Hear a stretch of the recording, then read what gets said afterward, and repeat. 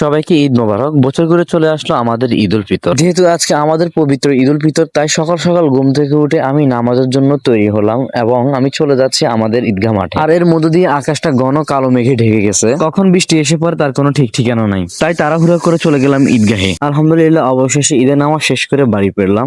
বাসা ফেরার পরে আমি আমার জানটাকে বললাম যে তুমি রেডি হও, আমরা একটু ঘুরতে বের হবো। আমাদের লক্ষ্মীপুরের ভিতরে যতগুলো ঘোরার প্লেস আছে সবগুলো আমাদের কিন্তু ঘোরা শেষ। তার মধ্যে দিয়ে আরেকটা ঘোরার প্লেস হয়েছে, কিন্তু ওটাতে এখন আমরা ঘুরতে চাই না, ওটাতে আমরা যাব। সেই ভিডিও আমরা পরবর্তীতে আপলোড করব। অবশেষে আমার জানটা রেডি হয়েছে, তো আমরা এখন বের হয়ে পড়বো আমাদের যে কাঙ্ক্ষিত জায়গা আছে ওটার উদ্দেশ্যে। তো আমাদের সাথে আছে আমাদের ভাইয়ের বেটা। আমরা এখন মূলত বের হয়েছে কিছু ফটোশুট করার জন্য। একটা কথা না বললে নয়, গ্রামের ঈদগুলো সত্যি অনেক সুন্দর হয়, যেখানে ছোট বড় কোনো ভেদাভেদ নেই, সবাই একসাথে হাসি খুশি ভাবে দুষ্টামি খুনসুটিতে মেতে ওঠে। আমি যখন ছোট ছিলাম তখন আমার বড় ভাইয়ের সাথে আমি সব সময় ঈদগাহে যে মেলাটা বসে ওইখানে যেতাম, আর ওইখানে ওই সময় ছিল খুব জমজমা। প্রায় আরো 10 থেকে 12 বছর আগের কথা। অবশেষে আমরা আমাদের কাঙ্ক্ষিত জায়গায় চলে আসছি, যেখানে আমরা ফটোশুট করব।